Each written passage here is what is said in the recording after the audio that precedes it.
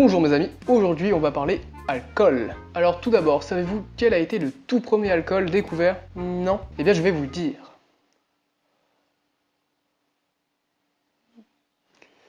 Tu peux couper, enfin du coup là. L'un des tout premiers alcools découverts a été la bière, qui est d'origine de la Mésopotamie, c'est-à-dire il y a moins 5000 ans, du coup, donc 5000 ans avant Jésus-Christ. Les Gaulois l'appelaient la cervoise. Bref, maintenant passons au cœur du sujet, c'est-à-dire comment faire de l'alcool. Eh bien c'est simple. Il vous suffit d'avoir une matière première, c'est-à-dire on va prendre par exemple des céréales, vous en faites de la farine, vous mélangez avec de l'eau, et après vous pouvez mettre des levures qui vont transformer donc le glucose en éthanol. Ce procédé s'appelle la fermentation alcoolique. Mais attention, ce que je viens de vous dire c'est une généralité. Bien évidemment le procédé est plus complexe que ça. D'ailleurs pour le vin on va pas appeler ça la fermentation alcoolique, même si c'en est une, on va appeler ça la vinification. Donc à la place de mettre cette espèce de mélange de céréales, on va mettre du mou de raisin. Du mou de raisin, donc c'est du jus de raisin, je rappelle. Et on va mettre des levures dessus qui vont, encore une fois, prendre le glucose donc des raisins et les transformer en éthanol, ce qui donnera plus tard du vin. Bien, maintenant qu'on a notre alcool, on va pouvoir s'amuser un peu, comme par exemple être bourré et gérer plein de meufs.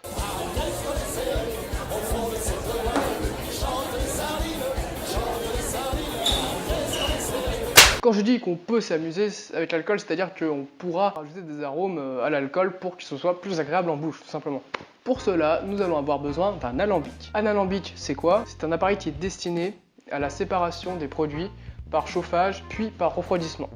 Je vais vous expliquer tout ça. Pour faire de l'alcool, il existe deux types d'alambic. L'alambic armagnaciais et l'alambic charentais. L'alambic armagnaciais va servir à faire une seule destination, tandis que le charentais va servir à deux destinations. Alors pour commencer, je vais vous parler de l'alambic charentais, donc à double repasse, parce que c'est le plus simple à comprendre, on va dire. Alors pour celui-ci, c'est très simple, il suffit de mettre, on va prendre l'exemple du cognac, c'est une eau-de-vie à base de vin blanc, je le rappelle. Donc ce vin, nous allons le mettre dans le curcubite, qui est tout en bas. Nous allons faire chauffer ce curcubite à une certaine température, donc la température de l'alcool, je rappelle que l'alcool s'évapore à partir de 78,4 degrés, et l'eau s'évapore à partir de 100 degrés. Donc du coup, on va chercher une température qui se situe entre 100 et 78,4 degrés. Donc, nous mettons le vin dans le curcubite, les vapeurs d'alcool vont monter jusqu'au chapiteau, ça va tout se condenser, on va dire, dans le chapiteau, et après ça va partir dans le col du cygne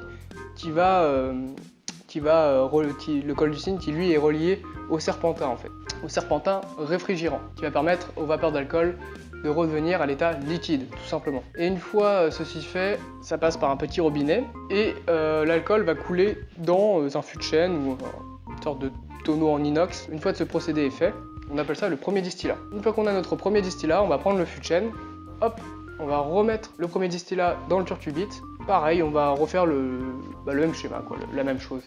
Pour faire la deuxième distillation, qui va permettre encore une fois d'approfondir dans les arômes.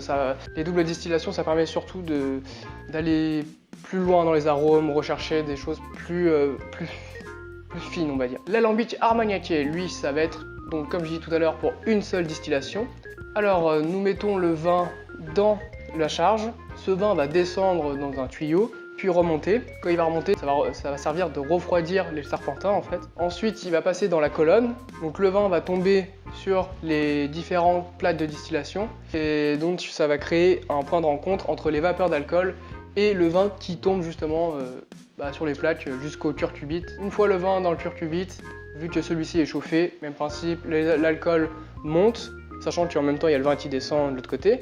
Donc voilà, comme j'ai dit, ça fait un point de rencontre, etc. Donc c'est un mélange d'arômes, sachant que sur les plaques, on peut mettre des plantes, des racines pour donner du goût. Donc les vapeurs vont monter jusqu'au col du cygne. Le col du cygne qui, comme d'habitude, est relié au serpentin, qui lui est réfrigéré par donc, le vin du début. Réduit en mode liquide, bam, même principe. Et donc ça, on le fait qu'une fois. Donc voilà, maintenant on a vu comment on pouvait mettre des arômes, donc par différents moyens, une distillation ou double distillation. Bien évidemment, certains alcools peuvent subir 3-4 distillations. Je pense notamment à la vodka qui, certaines subissent donc une triple distillation. C'est-à-dire que ça n'a pas trop d'intérêt de distiller un produit vraiment beaucoup de fois parce qu'au bout d'un moment ça devient juste que de l'alcool en fait. Donc, notamment pour cette vodka qui titre il me semble à la sortie à 74 ou 72 degrés, quelque chose comme ça. C'est c'est beaucoup, mais c'est juste de l'alcool après. Mais bon, après c'est mon avis personnel, bien évidemment. Maintenant, je vais classer les alcools dans 3 catégories distinctes. La première, les apéritifs. Ensuite, je vous parlerai des digestifs. Et puis je dirai 2-3 mots par rapport aux autres boissons alcoolisées qui ne sont pas dans ces 2 catégories que j'ai dit au début. Dans les apéritifs, nous avons les ABA et les ABV, c'est-à-dire les apéritifs à base d'alcool, ABA, et les apéritifs à base de vin, ABV. Dans les apéritifs à base de vin, nous avons les vermouths, les quinquina, les VDL et les VDL. Et dans les ABA, nous avons les bitters, gentianes et les anisés. Commençons par les ABV.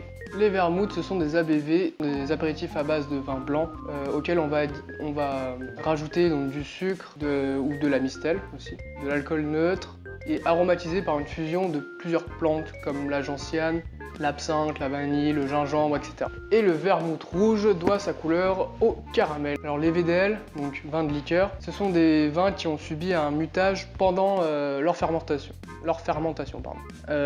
C'est-à-dire que quand on a mis les levures avec le mou de raisin, quand c'est en train de fermenter, on rajoute une eau de vie locale en général. Donc ça va stopper les levures vont arrêter de fermenter et donc du coup il y aura plus de sucre vu qu'on n'aura pas laissé le temps aux levures d'éliminer un maximum de sucre quoi. Et il n'empêche qu'il y aura quand même un niveau d'alcool plus que correct. Les VDN, c'est le même principe que les VDL, sauf qu'à la place de rajouter une eau de vie locale, quand il y a la fermentation, on va tout simplement rajouter de l'alcool neutre qui, par le même principe, va stopper net les levures. Donc du coup ça va pas rajouter du goût, c'est juste que ça va stopper les levures pendant la fermentation, ce qui fait qu'il va y avoir un taux de sucre plus élevé qu'un vin qui aurait terminé la fermentation. Donc il y aura un niveau entre 15 et 16% d'alcool. À retenir qu'en France, le plus gros producteur de VDN, c'est le Languedoc-Roussillon. 90% il me semble.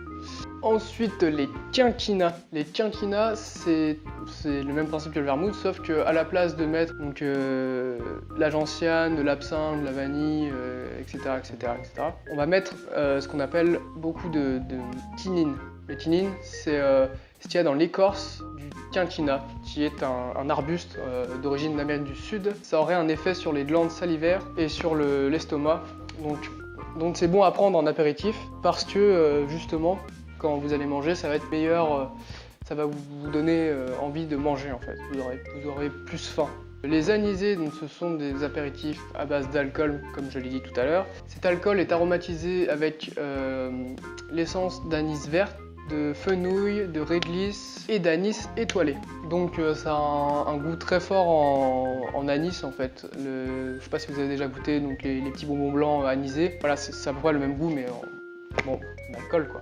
Selon les différentes marques, les différentes maisons qui produisent ces anisés, ils mettent plus ou moins d'ingrédients. C'est-à-dire que Ricard, Duval, Pastis, ils contiennent beaucoup de réglisse, tandis que Pernod, lui, contient pas beaucoup de réglisse, mais plus de plantes aromatiques. Alors, il y a 4 gammes de bitters différents. Il y a les bitters légers, comme le Campari, les bitters goudron, comme l'amer picon, le fameux picon bière par exemple, les bitters concentrés, comme l'angostura, et nous avons les amers sans alcool, comme le bitter San Pellegrino, oui, comme l'eau gazeuse San Pellegrino. Et nous avons pour finir donc les gentianes, qui sont des apéritifs à base d'alcool qui trempent 96 degrés, donc c'est juste énorme. C'est juste pas buvable tout seul, il faut y mélanger donc avec de l'eau. En fait, il y a une certaine manière de boire ce genre de boisson. Il faut y mélanger avec de l'eau et du sucre pour que ce soit buvable. L'eau va permettre de faire redescendre le taux alcoolique et le sucre va donner un peu moins d'amertume aux gentianes en fait. Parce que la gentiane c'est une racine qui est très amer. Voilà, nous avons fini avec les apéritifs. Maintenant, nous allons passer aux digestifs. Donc, dans les digestifs, nous avons le calvados, le cognac, l'armagnac et personnellement, j'ajouterais même les liqueurs parce que je pense que je ne suis pas le seul à boire une liqueur en fin de repas. Je pense notamment à la chartreuse ou à la vep, ou genépi, toutes ces sortes de liqueurs à base de plantes faites par nos très chers pères chartreux. Donc le calvados c'est une eau-de-vie à base de cidre, rappelez-vous la distillation. Le calvados, si c'est une eau-de-vie de cidre, forcément dans le curcubite, nous allons devoir mettre du cidre. Wow! Donc c'est génial, vous mettez du cidre dans le curcubite, nanana, distillation, paf, Calvados, c'est magique. Encore une fois, je ne rentre pas dans les détails parce que il y a bien évidemment plusieurs types de Calvados. Faut savoir que pour faire du cidre, comme vous le savez, c'est à base de pommes, mais aussi de poire. Et oui, dans certains c'est juste à base de pommes, dans d'autres il y a certains pourcentages de poire, etc., etc. Voilà pour le Calvados. Le cognac, je l'ai dit tout à l'heure en exemple en parlant de l'alambic charentais, donc à double distillation. L'Armagnac, l'alambic armagnaciais, pareil. Donc ce sont des eaux-de-vie à base de vin blanc. Donc voilà, en général les digestifs, ce sont des boissons spiritueuses, c'est-à-dire qui ont subi une distillation, donc comme le cognac, enfin comme les eaux-de-vie en fait en général. Donc ça n'inclut pas les bières, le vin, tout ce genre d'alcool ne font pas partie des spiritueux. Ce sont juste des boissons alcoolisées. Donc ça c'était pour principalement les eaux-de-vie. Et pour les liqueurs, qu'est-ce qu'une liqueur? C'est simple, c'est une eau-de-vie à laquelle on va rajouter du sucre, beaucoup de sucre, parfois du miel. Par exemple pour la chartreuse, on va laisser macérer 130 plantes dans de l'alcool neutre. C'est des plantes secrètes. Donc l'alcool va s'imprégner du goût de toutes ces plantes. Une fois ceci fait, la chartreuse titre 55 degrés pour la verre. Bien, nous avons fini avec les digestifs. Ce qu'il faut retenir dans les digestifs, c'est juste que tout ce qui est eau-de-vie et personnellement liqueur sont des digestifs. Ça va permettre de faciliter la digestion, tout simplement. Maintenant, passons donc aux autres boissons que j'ai mis dans autres boissons du coup. Donc, ce que j'appelle dans autres boissons, je parle donc du vin et de la bière, principalement parce que ce sont des boissons qu'on peut boire vraiment à n'importe quel moment. Le vin, tout au long du repas, ça peut nous accompagner. La bière, ça peut être avant, pendant, avec une choucroute. Ça passe crème. Bah ouais. Ce sont des fancy drinks, comme on dit en anglais.